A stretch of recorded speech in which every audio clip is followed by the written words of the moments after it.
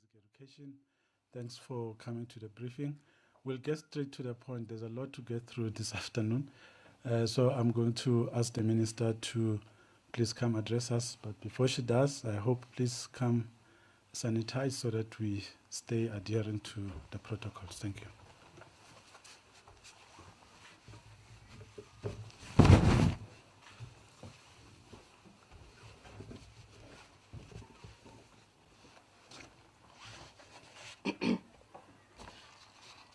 No, thank you very much, Hope, and thank you, Chair.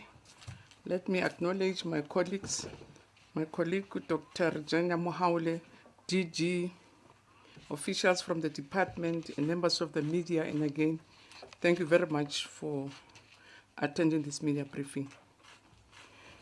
As you'll be aware that it's almost 3 weeks since we started phasing in the reopening of the schools for the year 2021. Our management teams returned on the 25th of January. Our teachers have been at work for 2 weeks since the 1st of February and doing all sorts of necessary preparations to receive our learners tomorrow. We've also amended our school calendar for 2021 as published by the department, confirming that tomorrow, the 15th of February, will be the first day for public schooling in 2021.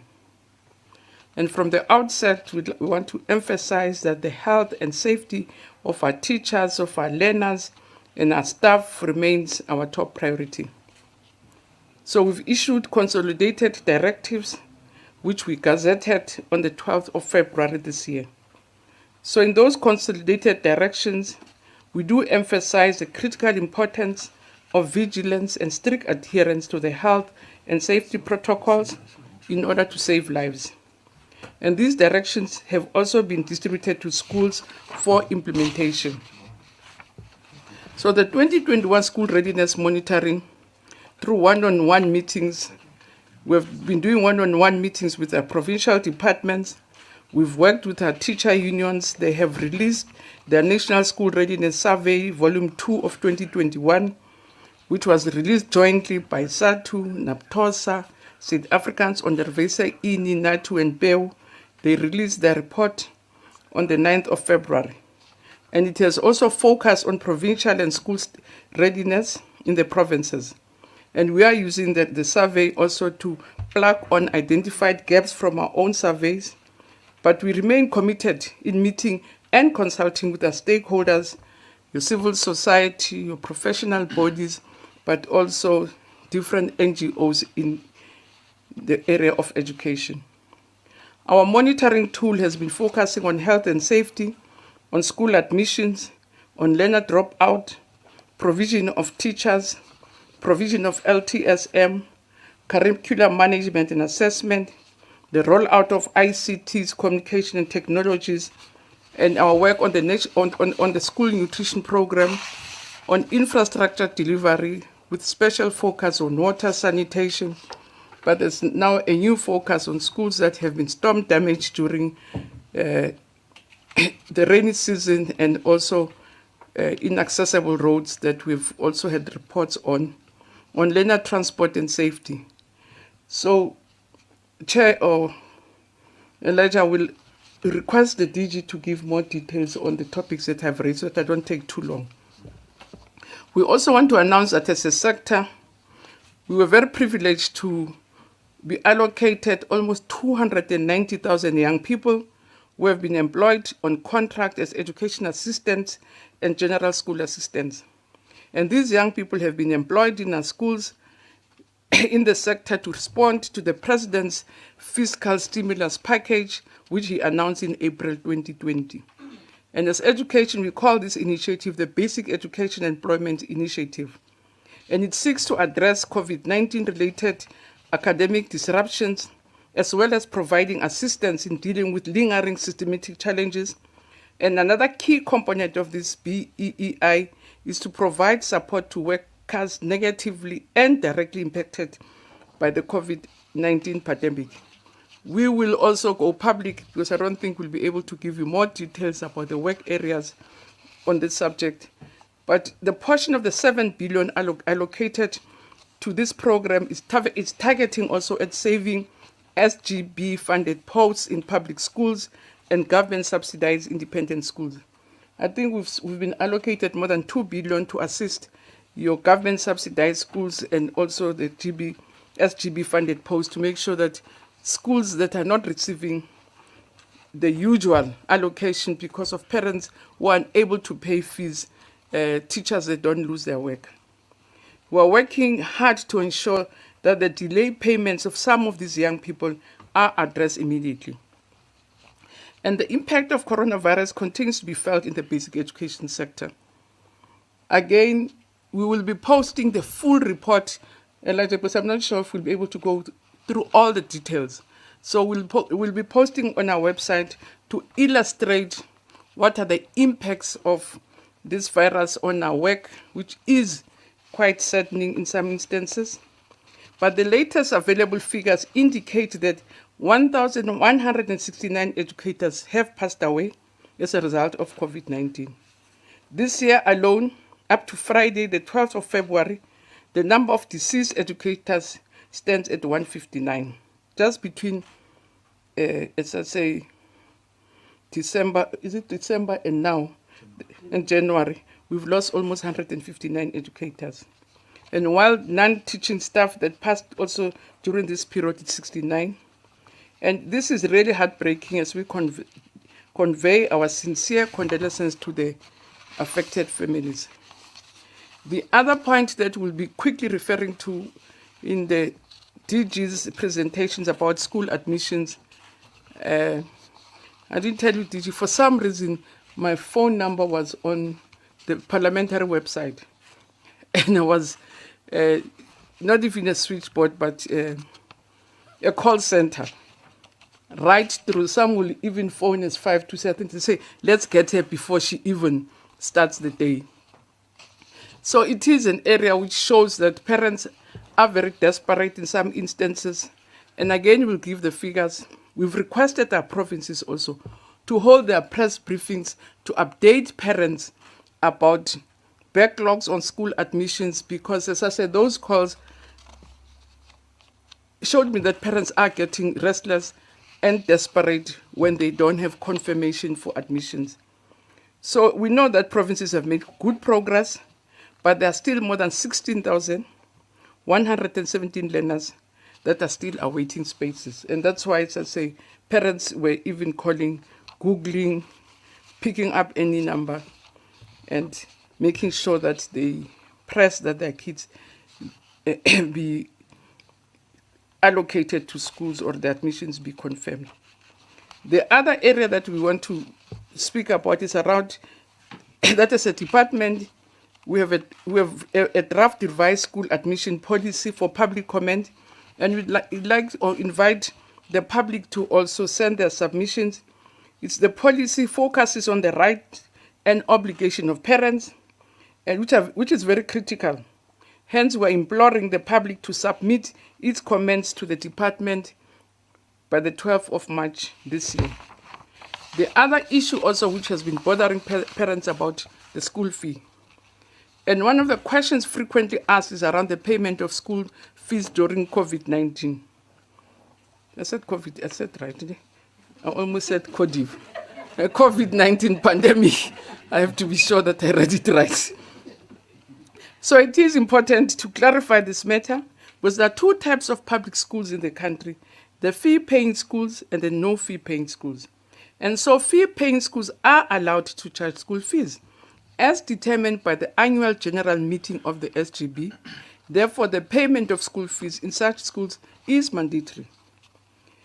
There are other phenomena, instances where parents, again, are unable because of the impact of the virus. And we are saying, because this decision is taken by school governing bodies, they should make representations to the school to make sure that the necessary procedures and protocols are followed. So we will also briefly, that's why I don't want to take long, because we'd like to also briefly update you on the 2020 matric examinations, because if you recall, for the first time in history of the national senior examinations in our history, that we had administered a combined exam. But the major issue about the 2020 exams was a question about the leaks. And we'd like to just update the public and yourselves about where we are on the matter. Advocate Luvuyo Bono, who's the chairperson of the National Examinations Irregularities Committee, and Hugh Amo, the chair of the National Investigation Task Team.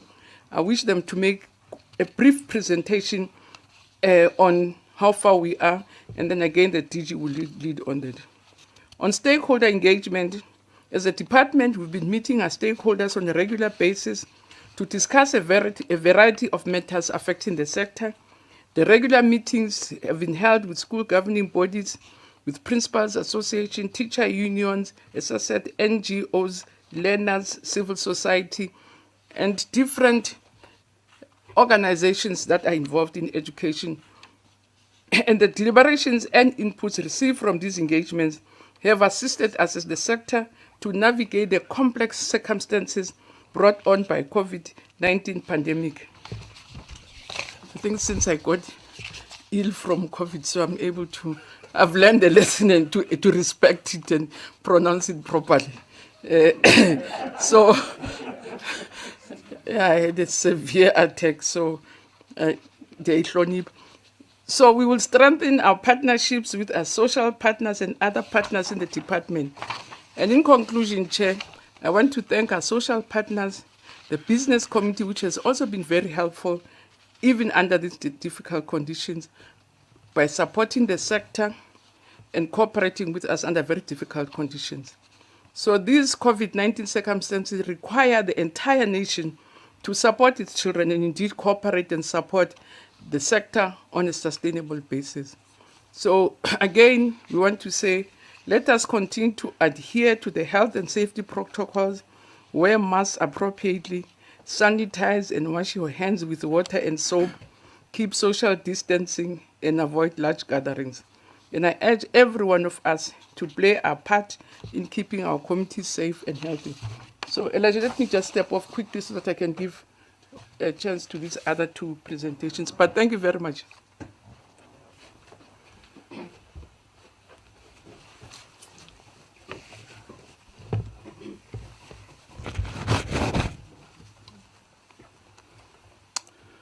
Thank you so much, Minister.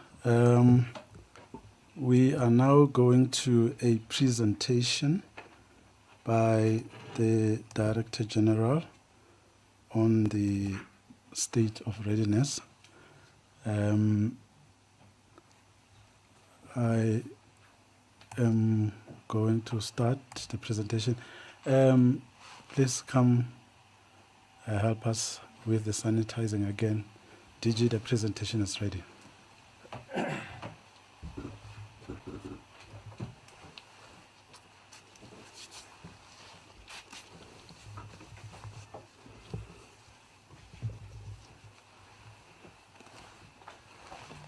Good afternoon, Program Director, Minister, Deputy Minister, colleagues from the department, the South African public. I'm going to quickly go through just the highlights of the areas of the state of readiness. I must indicate that we collect this data every week. We have one-on-one meetings with individual provinces. We started even before the arrival of the school principals on the 25th of January. We'll continue with that. The 5 teacher unions also commissioned a survey, which is extremely useful. They've given us the second updated survey. I received it yesterday. We've shared it with the entire sector, shared it with Minister, Deputy Minister, MECs, heads of education in all the 9 provinces. It's important because it helps to plug on the gaps that we identify from the information that we're collecting. I'm going to try and spend just a few minutes on this so that I don't take much of your time. I would like us to spend more time in the presentation that's going to follow. The introduction is just to reflect what the WHO is saying about the impact of school closure. It's well known to all of us. It has its own social ills, such as unwanted early pregnancies, learners losing the opportunity to acquire skills and competencies that they need, as well as opportunities for vocational education. But apart from that, services that are provided through schools, such as the National School Nutrition Program. I'll say a little bit about that during the course of this. The next one is just to characterize the year that was 2020, extraordinary year. I want to convey our greatest appreciation and thanks to the leadership in government and in civil society, including our stakeholders who've been our sounding board every step of the way, but also thank the South African public for having demonstrated their confidence in the public schooling system in particular. I must say, meeting with our counterparts from Namibia, Zambia, Rwanda, and other countries, all of them said, we're watching you, following on your footsteps. Remember that whatever you do, we're also looking at some of the things that we can use to navigate this difficult environment. So, reopening of schools, essentially all schools reopened except for a few, as we can see from the presentation, which were really unable to start because of incidents such as inclement weather, storm damage, and so on. But the latest information that we have is that provinces have done their best in terms of making sure that right from the first day of reopening, they work on these schools to make sure that when learners arrive, at least schooling will continue. In instances where schools are not accessible, provinces have been advised, we've been working with them to find alternative facilities so that learners do not stay without, receiving education. We're also looking at, how many principals were able to arrive, how many teachers arrived on the 1st, principals on the 25th of Jan, and we're providing those figures there. We also look at health and safety. What is important here is orientation. The good thing is that we've got some lessons from 2020. We're not coming cold, we're not blank on this environment, so those lessons will come in handy in helping us to start the 2020 academic year. And as we know, school principals started on the 25th, teachers came on the 1st. We've also been finding out what exactly have they been doing from the first day when they arrived in their individual schools. That information is also well documented. The issue of COVID essentials, are they adequate?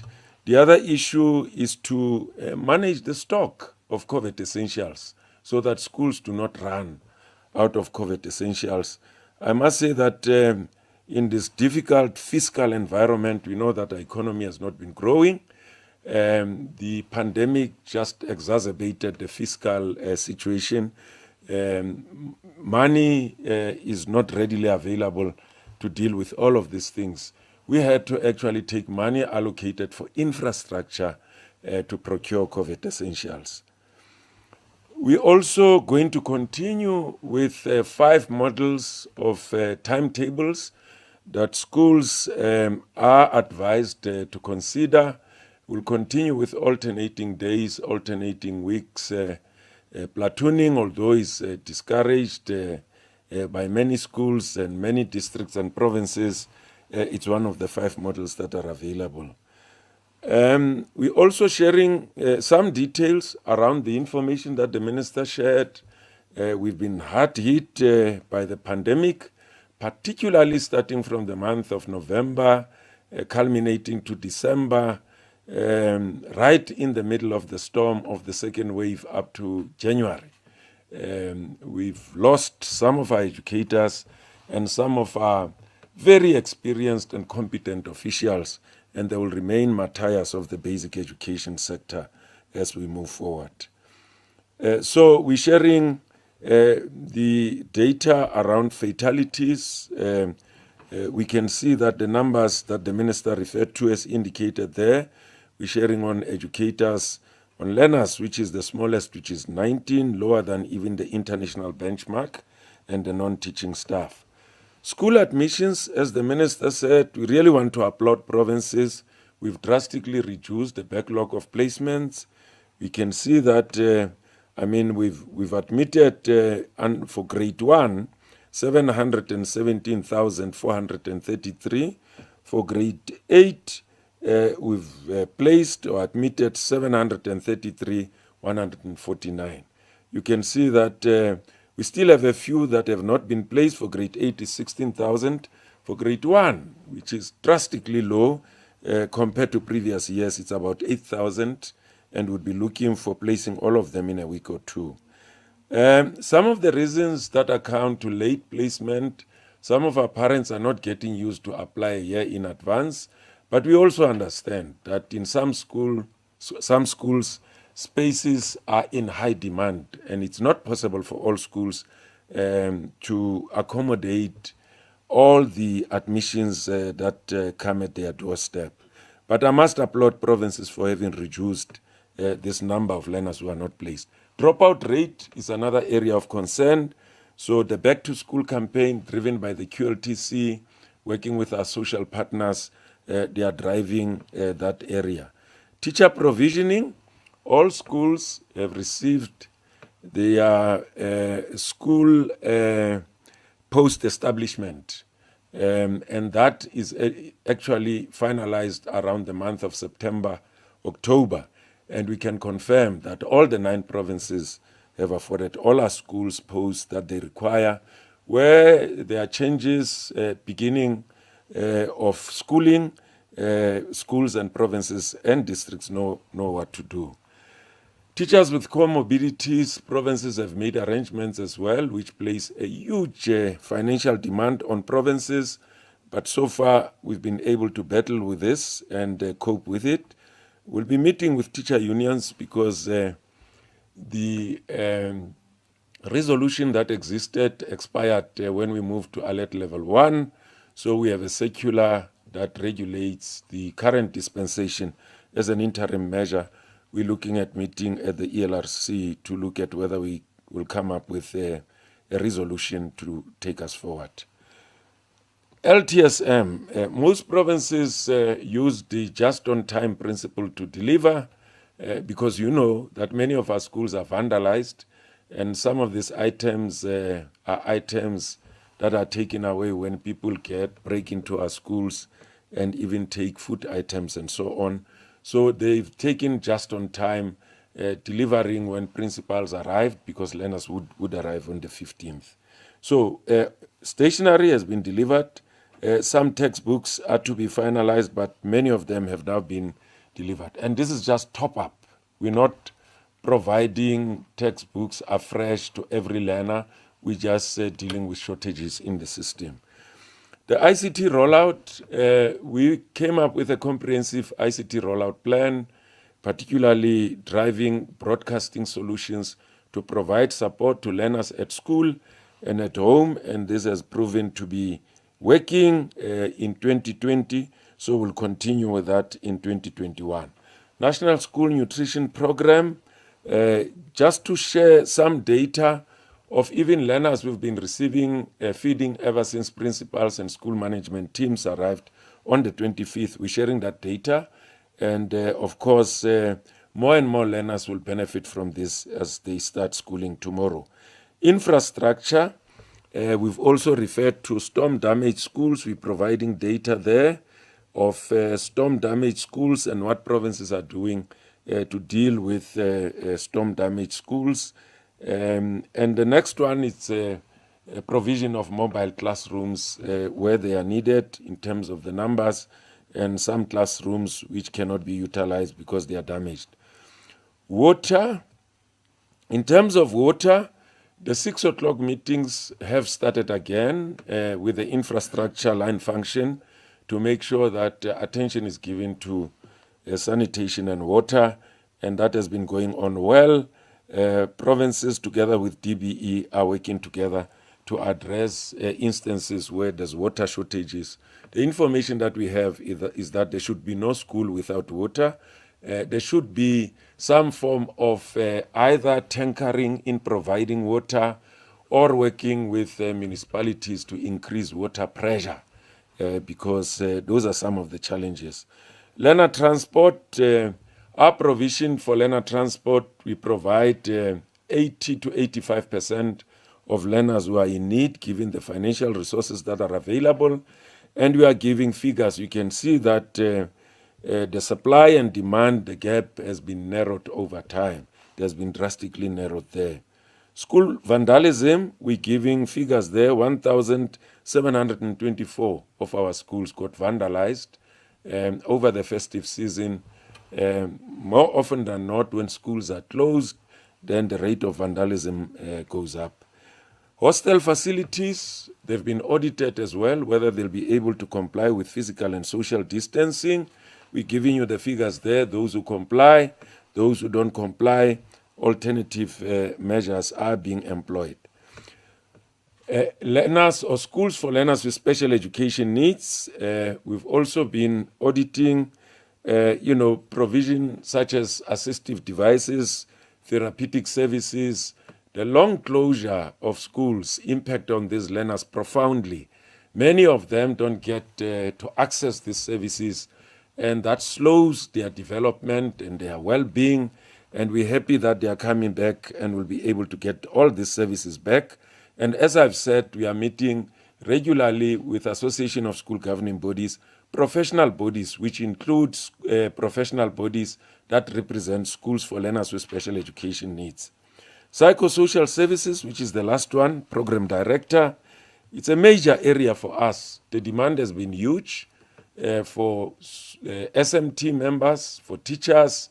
Then the demand is going to be even higher for learners as learners return, having been traumatized by the fact that they would have lost a loved one, they would have also been infected and so on, they would have lost a teacher.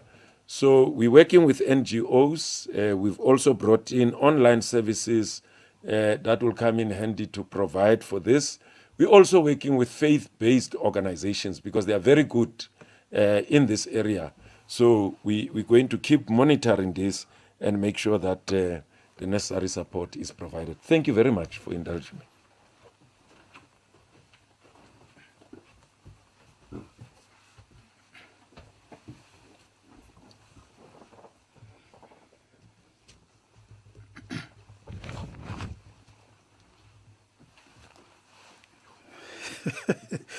Thanks so much, DG. You forgot your mask here, but I know you have sufficient supply to take you through the day. Thank you for that presentation. We are now going to cross over to Cape Town, where we're going to find Hugh Amor, who the minister has already referred to, is the chairperson of the NITT, which is the National Investigations Task Team. There's NEIC and then there's NITT. So these acronyms are quite interesting. All right, let's go through to him. Let me see if he's available on the screen. Good afternoon, Hugh. If you can hear me, please respond so we can proceed with your presentation. Thank you, Elijah. Yes, I can hear you. Okay, great stuff. We also have Advocate Luvuyo Bono, who is going to start. He will make a few remarks and then hand over to you. The advocate is the chairperson of the NEIC, the National Examinations Irregularities Committee, and he's going to make a few remarks, and thereafter the presentation will come from you. So Advocate Bono is in PE, and Hugh is in Cape Town. So from Pretoria, I hand over to PE.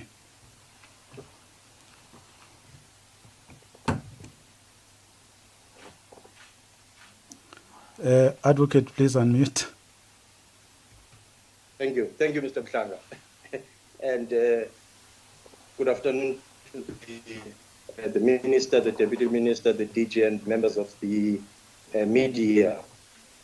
As the South African public is quite aware that there were some leaks on the matric exams that took place, and as the National Irregularities Committee, we then subjected the matter to an investigation, which was led by Hugh, the NITT, and Hugh will give you a detailed report on what came out, but from just in brief from the investigation, which looked at, amongst other things, investigative marking, verification, as well as a statistical analysis of the marks.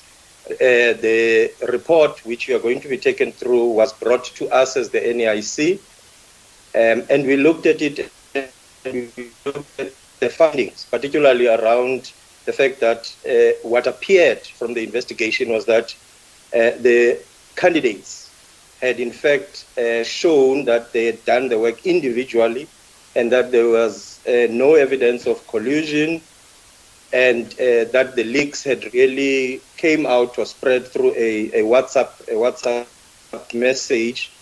And based on the evidence that had been collected through the investigation, a recommendation on the basis that the 2020 combined exams were not compromised, which we accepted and we are happy with, and presented to the department at large, both at HEDCOM and CM level, to support the fact that we are quite happy with the report and the outcome thereof. But as I have indicated, Hugh Amor, who was the head of the investigation, will then take you through the report in detail, and I'm sure you'd be given an opportunity to ask questions. Thank you, Mr. Mhlanga. Mr. Amor, over to you. Thank you. Elijah, are you going to flight the presentation? Yes, I will.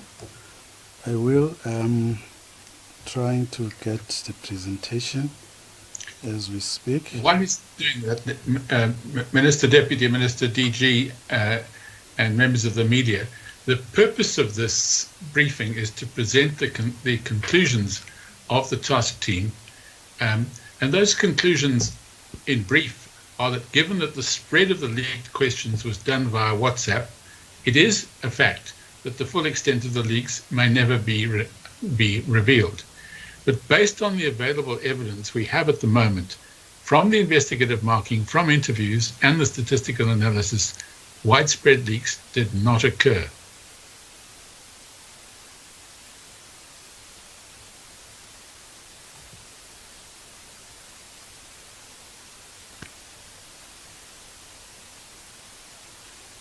Elijah, would you like me to try? Yeah, we can proceed. We are projecting the presentation. I hope you can see it. I can't see it, but if you tell me which slide we're on. We are on purpose. Okay. The purpose I've just explained, and I want to go on from there to the introduction. And the point that I think needs to be made here is that the National Senior Certificate is a flagship qualification. It's critical at the exit from schooling at grade 12, and therefore it's critical that its integrity and credibility is maintained. And I think we need to make the point that despite the very successful administration of the combined 2020 examinations for the NSC and the Senior Certificate amended, and I think it's worth just pausing to note that that took place for over 1 million candidates for the first time, because the June candidates were added to the November candidates, and it took place, as I don't need to remind anybody, in the context of COVID.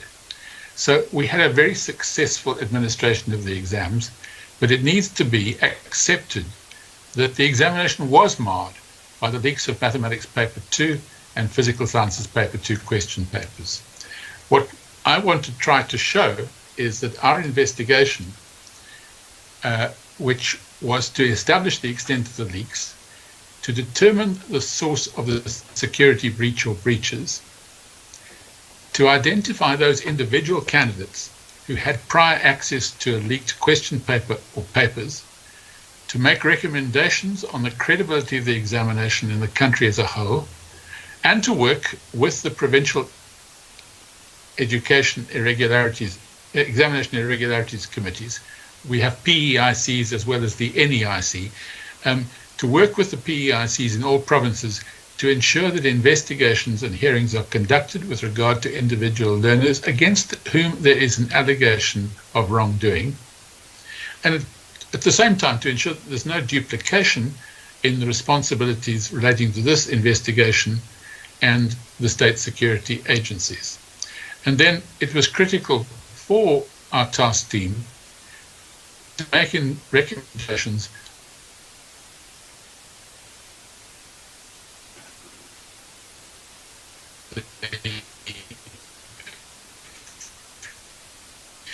so, in order to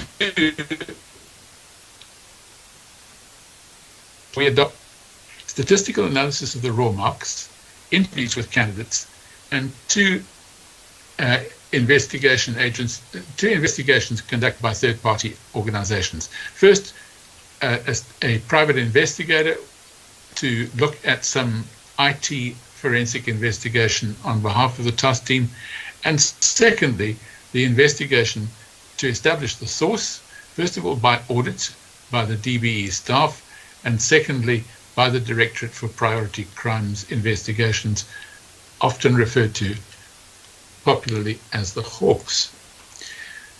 Now, what leaked and what was done? And I think that this is the beginning of what one needs to understand about this process. Well, the first reports on a suspect led to two sources of information. First of all, from a printer contracted by one province who has been arrested, who has appeared in court, and who has been remanded for further hearing in March, that he had in his possession question papers, including the second mathematics paper, in other words, paper 2 for mathematics. These reports that this person had leaked papers in his possession were too late for the DBE to replace mathematics paper 2, but in time for the DBE to replace other key subject question papers under strict security. What that meant was that the original question papers, already printed and distributed to the centres, were replaced at short notice, replaced under conditions of very strict security, eliminating any possible leak which might have been in the distribution chain, and then sent to examination centres. This was an important and effective first mitigation action taken by the department.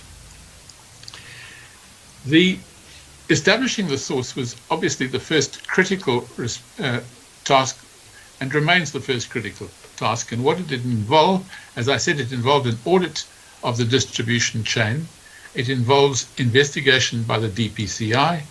It involved interviews with candidates and the appointment of a forensic private investigator. Now, as I indicated at the outset, the mode of transmission, which was by social media, was by WhatsApp, makes precise determination of the spread virtually impossible. And a forensic investigator and DPCR processes have not yet been completed. That, though, does not prevent us from reaching the conclusions which we've come to. So what findings did we make? Well, first of all, two findings about the leaks. A leak did occur from one province's contract printers. We know, and it's a matter of public record, that the suspect has been arrested and has appeared in court. The second leak, which we have established, is a paper printed at the Government Printing Works leaked. Now, the Government Printing Works prints for 2 provinces. The investigation into this leak is in the hands of the DPCI, but we know from a candidate who reported having received a leaked paper that the leaked paper was from one of the Government Printing Works printed papers. So that leak is now being pursued to conclusion by the DPCI.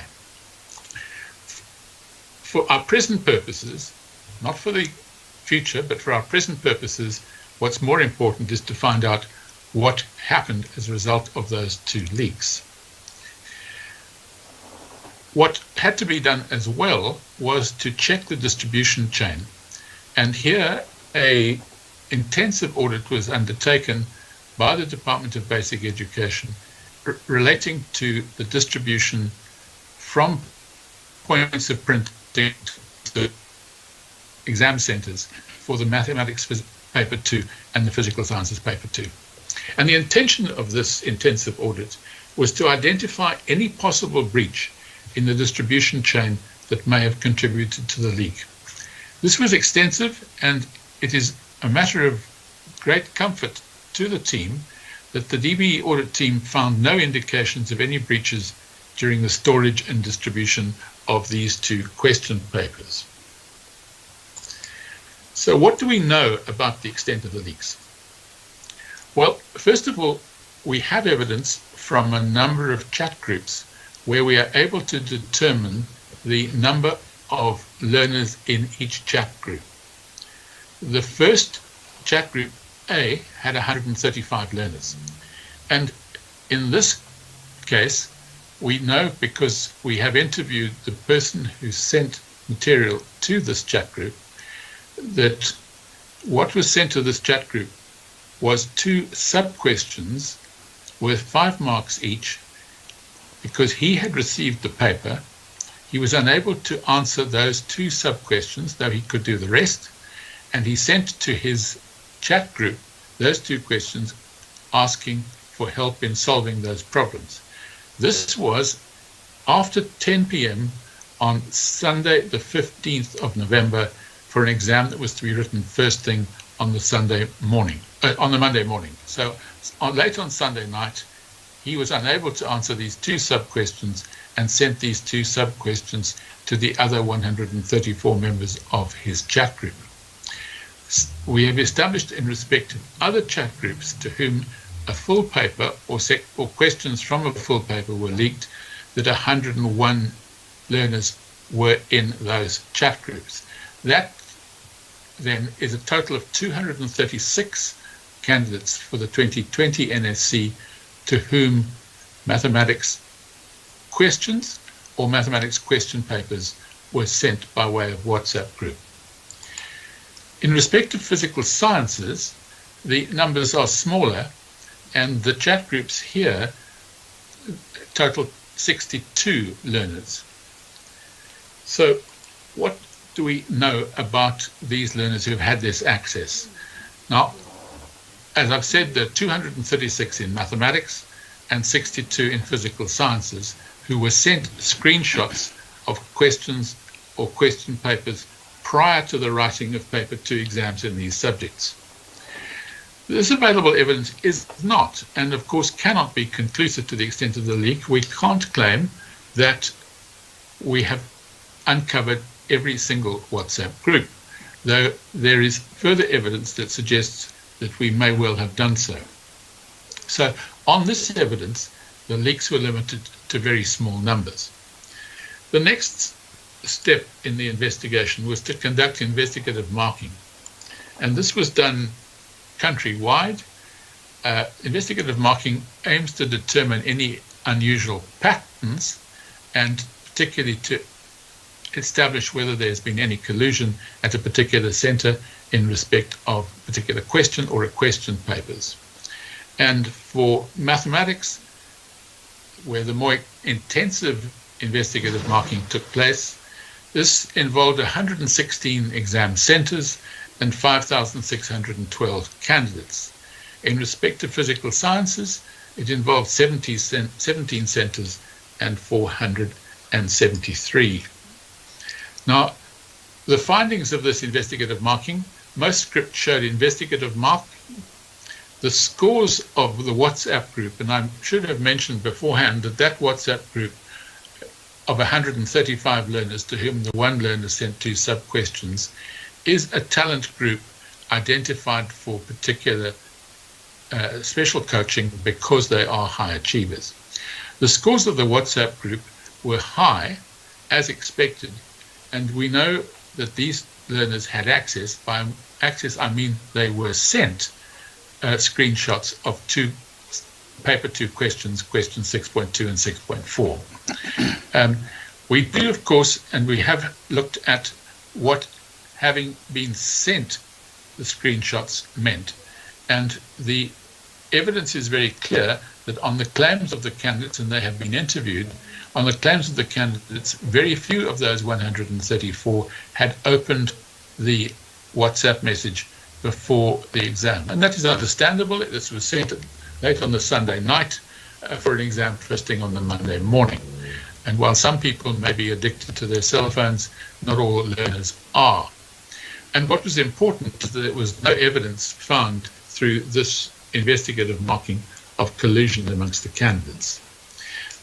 This was subject to verification. This investigative marking was subject to verification by a team from the DBE of people belonging to specific groups, and the headlines from that verification are clear that no evidence was found to suggest that these candidates benefited from prior access, if they had it, to the question paper or sub-questions.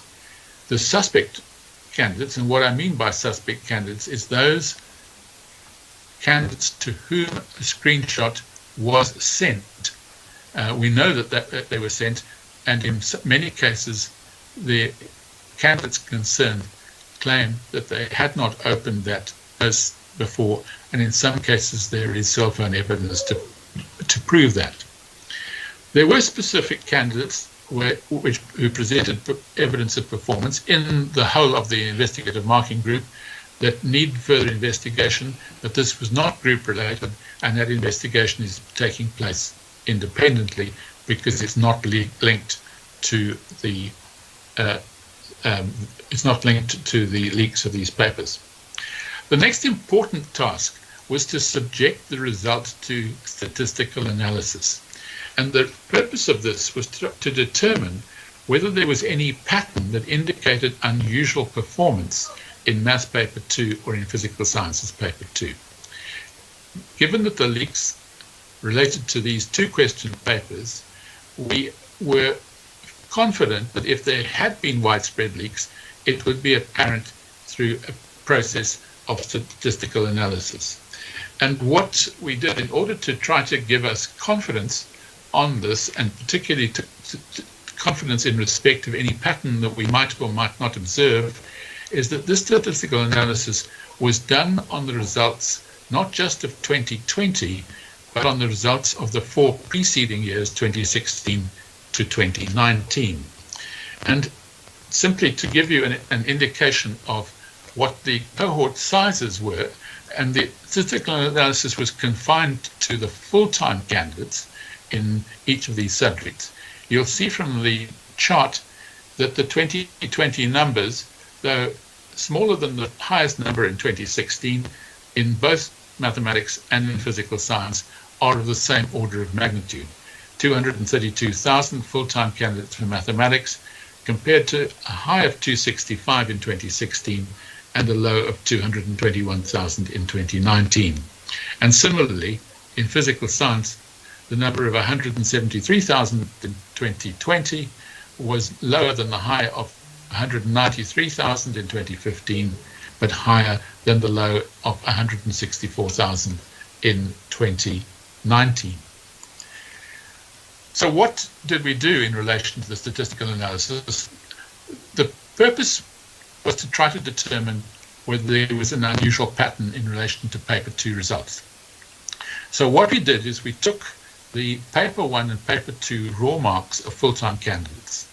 We took the difference, in other words, the mark obtained in paper 2 less the mark in paper 1, and that was computed for each candidate for the years 2016 to 2020. And distribution curves of the differences were plotted on the same axes for 2016 to 2020 to see how the different years compared against each other. And what was done here in order to try to establish a statistical pattern was to take a simple linear regression using paper 2 marks less paper 1 marks, computing the standardized residual for each candidate. In other words, the standardized residual from the expected mark that from paper 2 given the performance in paper 1, plot that standardized residual against the candidate's paper 1 marks. And this would highlight any candidates who performed poorly in the paper 1 mark but who achieved an unusually high mark in the paper 2 examination. And we identified all candidates whose standardized residuals were greater than 3 in order that we would look at those that were statistically relevant. I'm going to show next a number of diagrams which show the pattern observed in the 4 years 2016 to 2019 and the pattern observed in 2020, first of all in mathematics and then in physical sciences. So these are the patterns for the 4 years 2016 to 2019. These are the patterns of the distribution, and it will be clear from these patterns that the pattern in the years 2016 to 2019 were very similar in all respects, and you'll see a very similar pattern. So we then needed to look at what the pattern was in 2020 to see if it was significantly different. This then is the pattern in 2020. And as you will see, this shows a very similar pattern, but there is a scattering, not of large numbers, but there is a scattering above value 3 and into the 4 statistical residual number in the 2020 group that is not as obvious in the 4 years. The next slide will show this in more detail and in a way that may be easier to comprehend. Each dot on these represents a candidate in the examination. And you'll see that in each of the 4 years, 2016 to 2019, there were candidates who outperformed against their expectations in paper 2 relative to paper 1. Now, there are many reasons for that, and there may be questions in paper 2 that are easier for some candidates than for others than their paper 1, and it may also be that in some schools the attention given to paper 2 questions is more focused than the attention given to paper 1 questions. But you will see from this that there are more dots in the mathematics 2020 area, and that's visually important, visually clear. But let's just look at the next slide, which actually gives us the numbers. The number in 2020 is an outlier. It's 205 against the highest previous number of 66 and a low in 2018 of 27. So what we see is that there is a pattern here. It is a pattern of outperformance of 205 that is not observed to that extent in the patterns of the previous 4 years. The next slide that we wanted to look at was what happened to the 175 full-time candidates in mathematics. Of that 236, the 175 who were sent a question or question paper, what was their performance? Were they in the outlier group or were they not? And on this chart, each black dot represents a candidate to whom a question or question paper was sent prior to the examination. And this shows their paper 2 outperformance in relation to their paper 1 outperformance. What is very clear from this graph is that most of the black dots are where one would expect them. They're around the value 0, but there are only two in the 205 that have a standardized residual of greater than 3. So it would appear from this that to the extent that those 175 learners of the 236 to whom this paper was sent, who are full-time candidates who are doing mathematics, that the actual outperformance is only observed in respect of 2 candidates. For the rest, they performed as they would have been expected to perform given the paper 1 results. So when we compare the annual standardized results, the trend is very much the same, except, of course, as you will have seen in the case of 2020, where there is a higher concentration of outliers beyond a value of 3 and higher. But when I say it's a higher concentration of outliers, that higher concentration is limited to 205 out of 232,000 candidates. As I've said, the black points in that graph represent the 175 full-time candidates who are alleged to have been sent the question paper or parts of the question paper. For shorthand, we've referred to those as the suspects in this report. And the overlap is only 2 candidates. What's also important is to look at the mean standardized residual for this 175, and the mean standardized residual for this group is minus 0.1, a small negative number. And what this means is that suspects obtained paper 2 marks which were very slightly lower than what one might have expected from their paper 1 marks. And this value is so close to 0 that one can infer that the 175 suspects, and again I qualify the term suspects, performed as well as one might have expected, whether they had or did not have prior access to the leaked papers.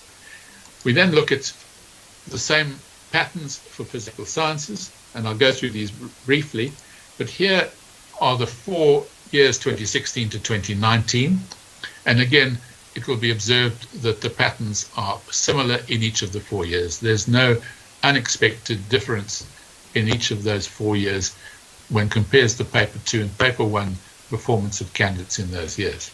What then was the case in 2020? This is the case in 2020, and in fact this is so similar to those of the previous 4 years as almost to be negligible. And the next graph shows the numbers, again remembering that each dot represents a candidate who outperformed in paper 2 relative to her or his performance in paper 1. And you'll see that the numbers in 2020 are significantly lower than some of the previous years. What those figures actually are is quite interesting, because in 2020 we have the smallest number of outliers in respect of the 5 years concerned. There was a high point in 2019, and the number in 2020 is only 59. That indicates that there is no concentration of outlier performers in respect of physical science, and does suggest that to the extent that there was a leak in the physical science paper 2, the impact is not visible from the statistical analysis. Of course, the statistical analysis on its own does not prove anything, but taken together with the other elements of our investigation is, I think, important. So the summary of the statistical analysis then: no evidence has been found of an unusual pattern. There is evidence that only 2 of the 175 suspect learners were in the upper standards residual for mathematics, category 3 and above. But there were another 203 in that outlier group.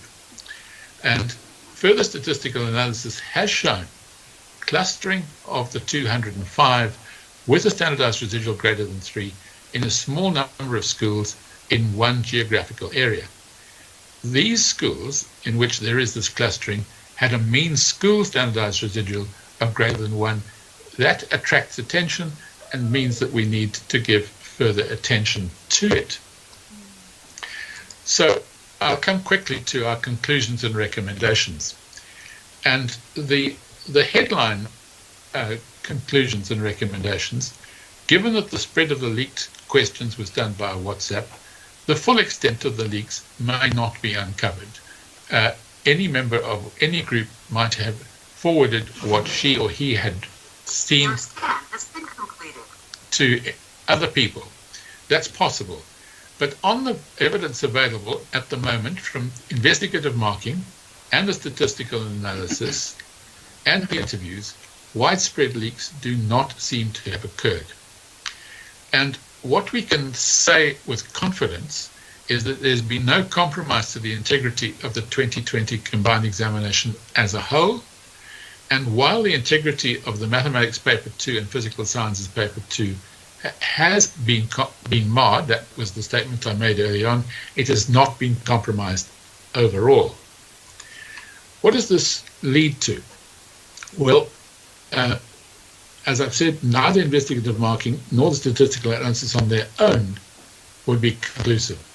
But taken together and added to what we have to date from cell phone records and interviews, the absence of unusual patterns suggests strongly that widespread leaks did not occur. So we concluded that though 2 serious leaks occurred, the damage was limited to a very small number of learners in 2 papers in mathematics paper 2. What do we recommend about that?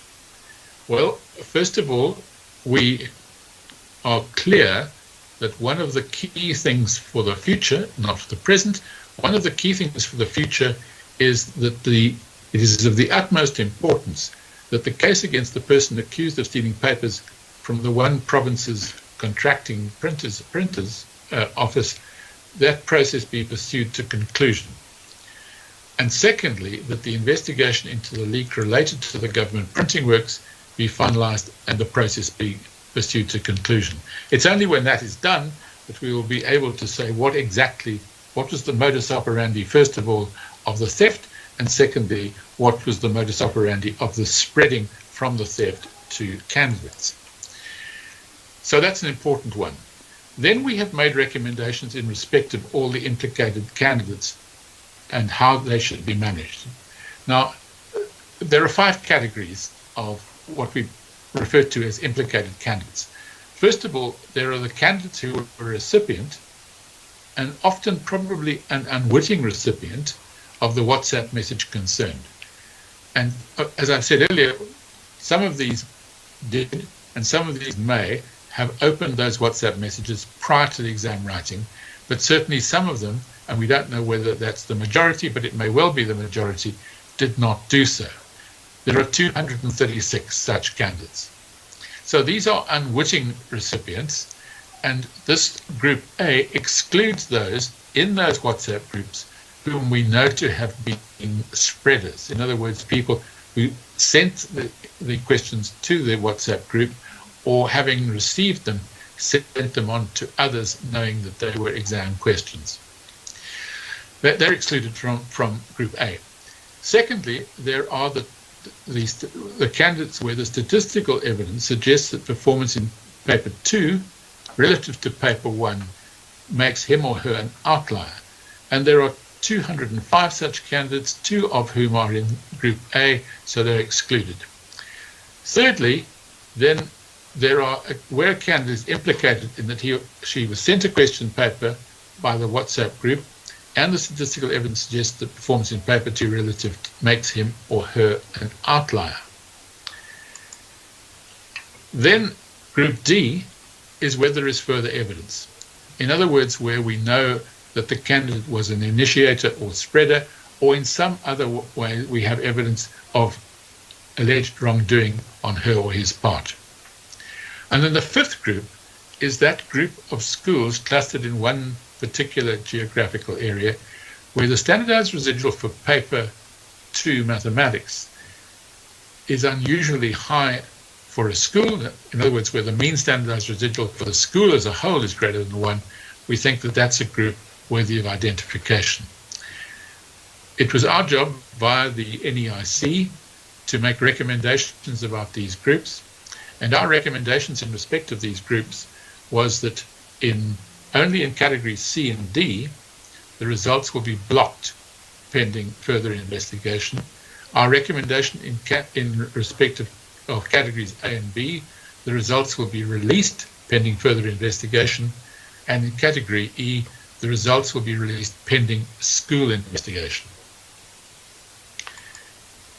And it's important to note in this respect that should further investigation reveal that a candidate was in fact guilty of some wrongdoing, the Genfetco Act, which is the piece of legislation that governs Umalusi, the Genfetco Act provides that the council, that is the Council of Umalusi, may refuse to issue a certificate if a substantial irregularity has occurred in relation to any external assessment. It may cancel a certificate, and it may require an issued certificate to be returned. And of course, the process at this stage is that when results are released by the minister, candidates will get a statement of results. It will be later that a certificate is issued. So at this stage, the statement of results, which is not a certification document, is sent to candidates. So the certificates are issued later, but it's in this regard that the council may refuse to issue that certificate, or if it's already done so, that it may cancel it. We hope that the investigation will be complete in respect of all these groups prior to the actual issue of certificates by Umalusi. Then, of course, recommendation relating to system security. During the inspection of the government printing works, it was evident that the processes currently in use are susceptible to security breaches. And we recommend that an audit of these processes and protocols should be undertaken, and where necessary, changes be made to the protocols governing this printing. That is a recommendation for the future. And in parallel, once we have conclusion of the two cases which we know are underway, we hope to be able to establish modus operandi in both cases, and at that stage we will be able to look at that and take such remedial action as may be necessary. That brings me, Minister, to my last slide, which is to say the full report of the NITT with our recommendations. These were presented to Umalusi on Friday, the 12th of February. Umalusi will make its decision and will host, I understand, their official media briefing on the integrity of these public examinations tomorrow, Monday, the 15th of February. And of course, we now await the Umalusi announcement. Thank you very much. Thank you very much, Mr. Amo, for that detailed presentation. We really appreciate it. And we are glad that your network was able to stand for the entire duration of the presentation. Thank you so much to also Advocate Bono, who is part of this process, and we really appreciate the work that has been done. Colleagues, I'm now going to allow for questions to be asked. I know some of them might have already come through on the WhatsApp line. I'm going to ask colleagues on the WhatsApp line. In fact, let's start there so that we get through those questions. I did indicate earlier that there was a lot to get through this afternoon, and I'm sure the the colleagues might have seen already that we've gone through like quite a bit of information. So the questions might just be as many. But TK, let me come to you in terms of the questions on the WhatsApp line. Takelan. Thanks, Mr. Mhlangen. Good afternoon to everyone.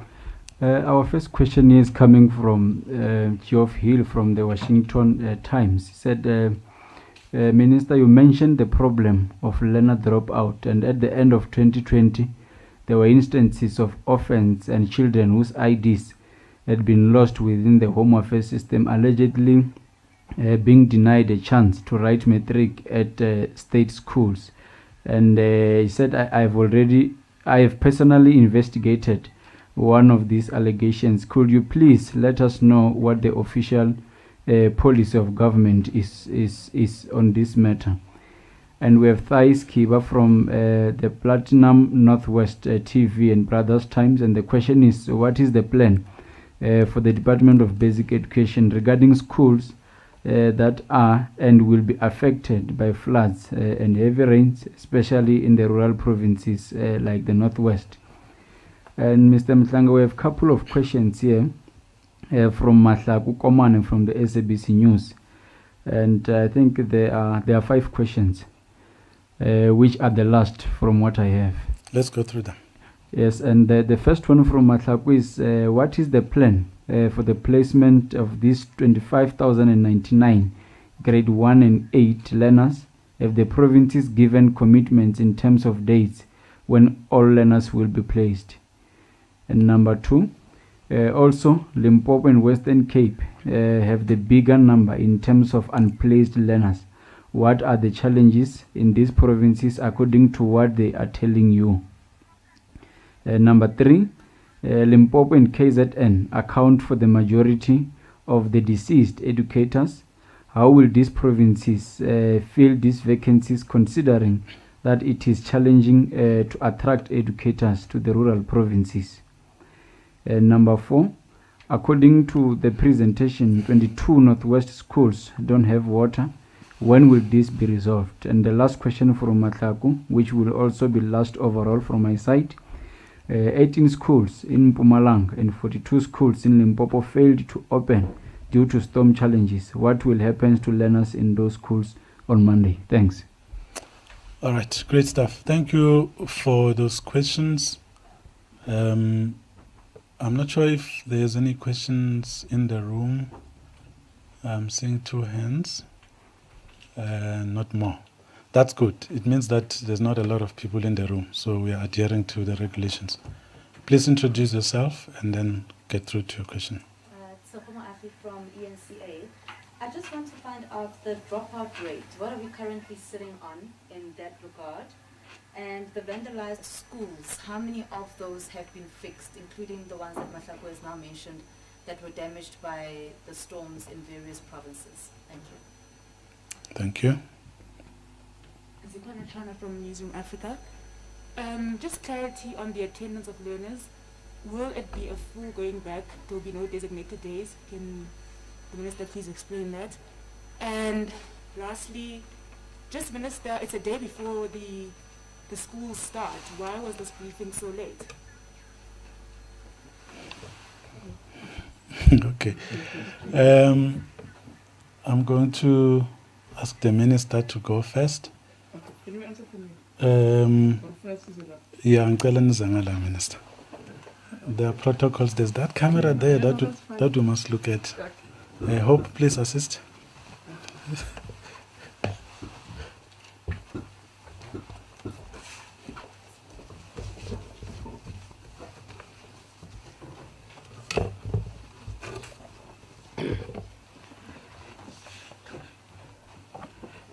No, thank you very much for the questions.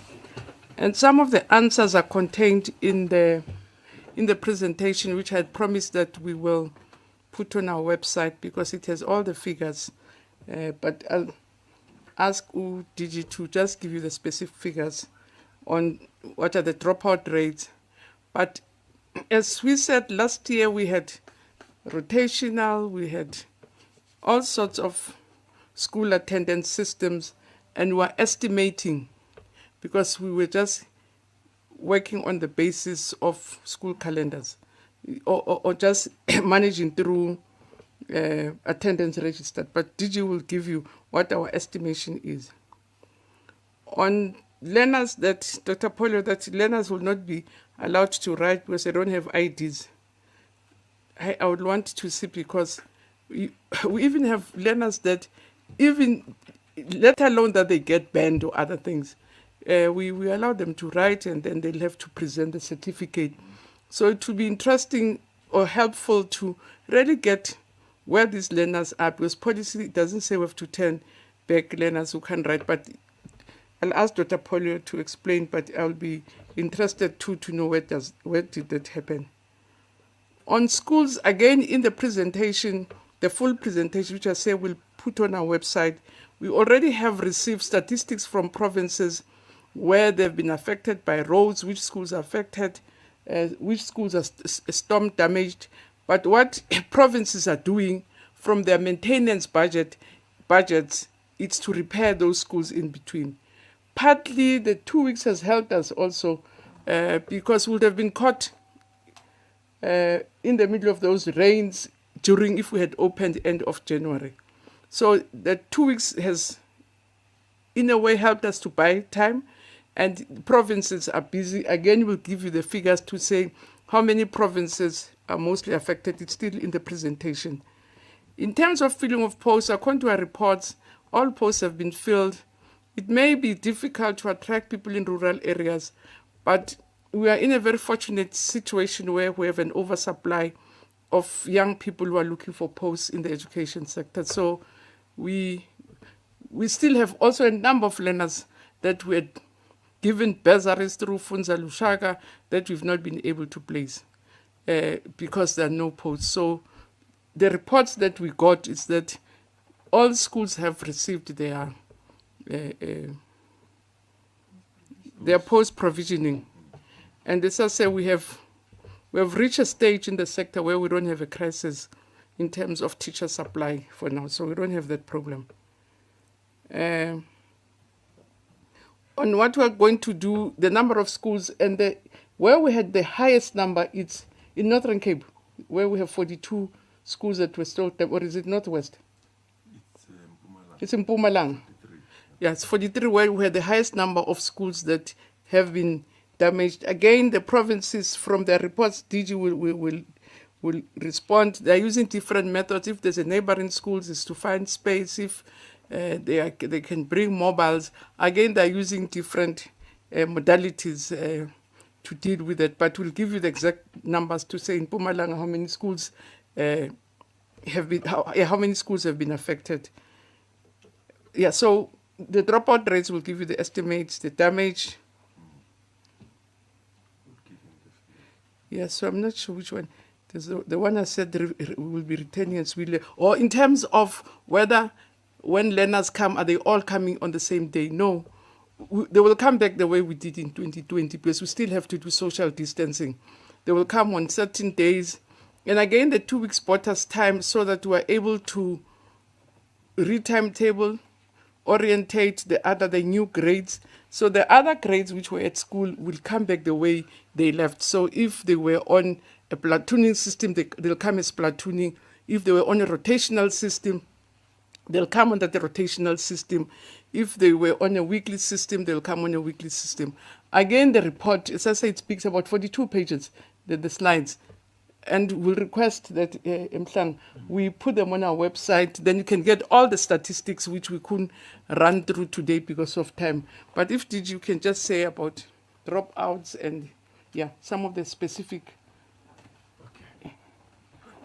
Because I don't have the full report here.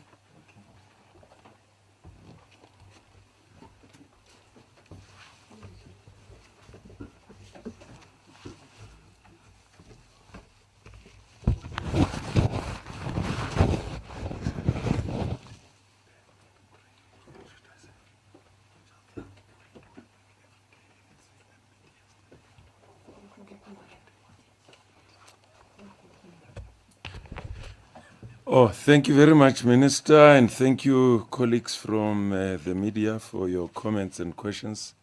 Did you don't forget I forgot this other one, but why are we reporting so late?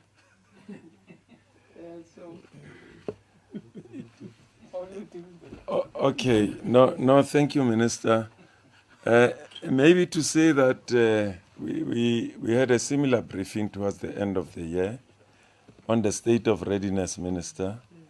This is a follow-up to that briefing, but we also do briefings just the day before. But remember that schools didn't reopen are not going to reopen on the 15th. Schools reopened on the 25th. the principals and the rest of the school management teams reported on the 25th, and then the teachers reported on the 1st of June. So that's the explanation. I'm sure Mr. Mshanga can provide more information there. But we do share information on a regular basis with the media, and that culminates to a briefing such as this one. Dropout rate, the estimate was between 10 and 15% last year. But please bear this in mind. We allowed parents who, out of fear and anxiety, that they could keep their children at home. We also have home education in South Africa. Some parents would have opted for home education. We also made provision for online or virtual schooling through the school that the learner would be registered in or by a private provider. So we had made provision for 5 categories of avenues. We will only get a sense of the real accurate figures when learners come back in 2021. We do believe that the 10 to 15%, our dropout rate is usually between 10 and 12% from the study that was conducted by the National Dynamic Study, which indicated that is between 10 and 12%. For last year, we estimated between 10 and 15%, but we'll verify those figures as learners start to arrive from tomorrow. And then about plans to replace teachers, indeed you are right. Your analysis is spot on, Matlaku, that Limpopo and KZN accounts for the highest number of fatalities. You are indeed spot on. Part of what included in the presentation are responses from provinces on how they are going to fill these vacant posts which happen as a result of natural attrition. But the minister also emphasized the fact that what is in the presentation as well is approved school post establishments. Schools have posts where they can appoint. Once you've got an approved school staff establishment approved by the province, sent to a school, it means you can recruit based on the number of posts made available to you. In this presentation also, we asked questions such as, how are you filling vacant posts? As the minister said, we have a number of unplaced Funza Lushaka graduates. And these graduates have been funded by government. So they are available. We also have data of unemployed educators. And such educators could be people who would have, trained or qualified through their own funding. We do have many of those. We take those into account as well. And we also have other entities that teach SA that we are working with. They are helping us to provide, details of educators who are available, who are unemployed, who could be employed. So we're doing that. Storm damaged schools, maybe let me assume that you don't know. Government doesn't insure its properties because it's not cost effective to do so. So there is no an insurance to cover, acts of God, so to speak, or natural phenomenons. Government doesn't do that. It's not cost effective.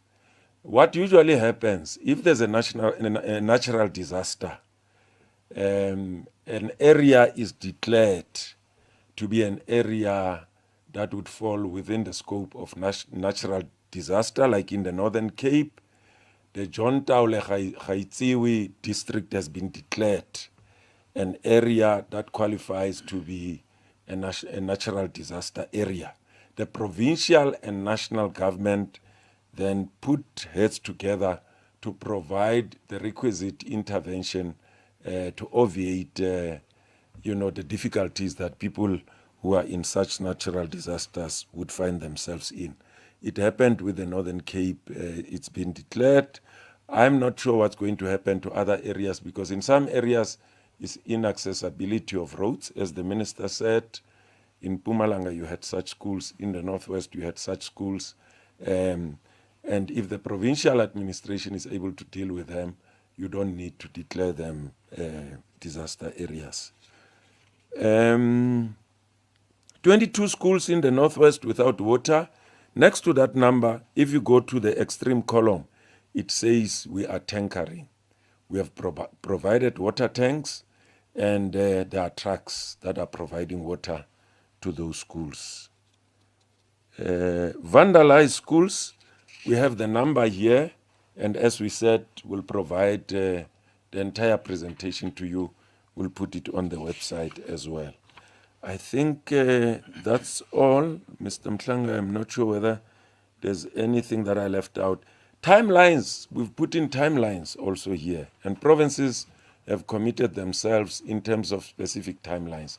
That's the detail that is in the presentation as well. Thank you. But on exam policies of learners who don't have IDs, Dr. Paul? Oh, I'm sure Dr. Pulia can speak to that, but as the minister said, no learner would be disallowed to sit for exams because they don't have an identity document. So ID documents do not preclude learners from sitting for exams or even from attending school. Thank you. Dr. Pulia, you can come if you want to.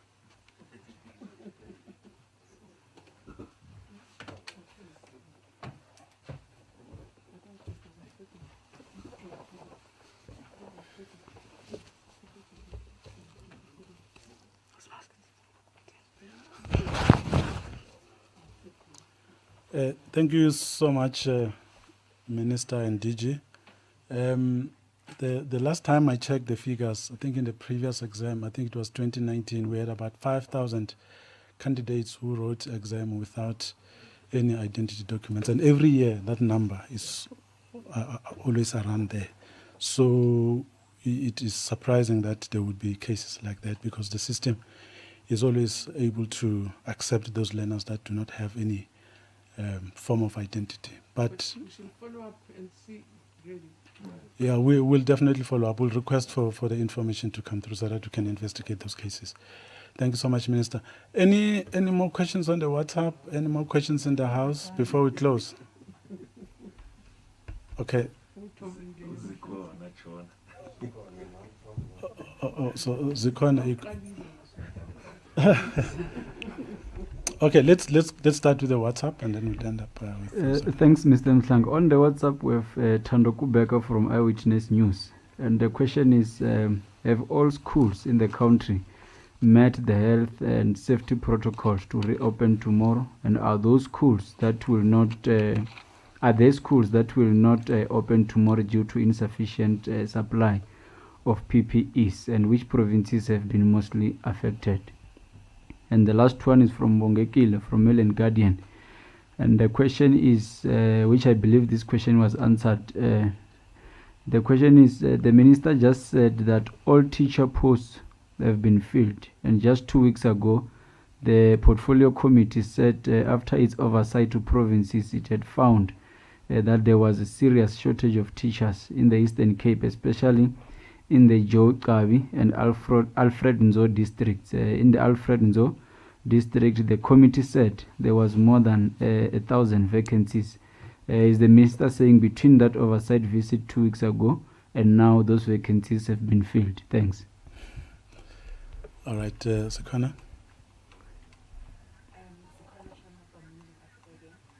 First question is on data. Last year I interviewed several pupils who had challenges with data, because now communication with teachers is happening via WhatsApp. What is the department going to do to address the issue of pupils and accessing data? All right. Okay. Okay, DG. Okay, Minister, all right, thank you.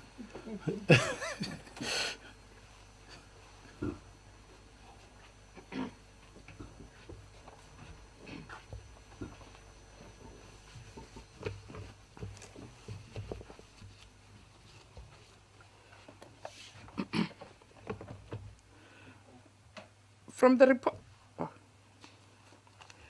from the reports that we've been receiving in terms of school readiness, the new major challenge really is not about your PPEs now, your mask and your sanitizers. It's actually the recent weather patterns that have damaged some of our infrastructure, but also the schools that have been vandalized. That's a new challenge that we are experiencing. We have quite a big number of schools that have been vandalized during holidays, let alone that we also had a problem with the weather. But from the reports that we got, PPEs are not a challenge. And I think I have to, it helps me to correct myself in terms of teacher posts. The report that we received with DM is saying all schools, all provinces say they've given their schools the allocated posts, which means schools and district are now able and free to appoint. And the point is that we have a large pool of unemployed teachers from college. Some have resigned before time, are retired. They really want to come back to the system. So we have a comfortable pool of teachers that can be appointed now that provinces, all of them, have declared posts in schools, and schools and districts are free now to appoint, depending on the system, because different provinces use a different appointment. Some appoint at a provincial level, KZN appoints from the province, other appoint in districts. In other instances, schools are appoint on their own. So what is key is just declaring to say school number so-and-so, you have 15 posts, and depending on the format that the province uses, then they are free to appoint. Data, angayizwa, zikhona mhlambe, there's a plan, ayikho ama plan into it of data, but DG, maybe on ICTs, but besingakayixoxi.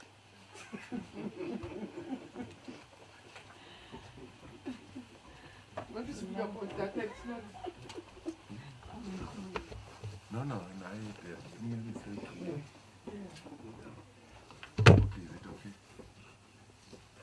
health and safety and adequate COVID essentials. And all of these things are here. Okay, colleagues, thank you so much, Minister. Some of the questions that are being asked are in the presentations. We have since all of them.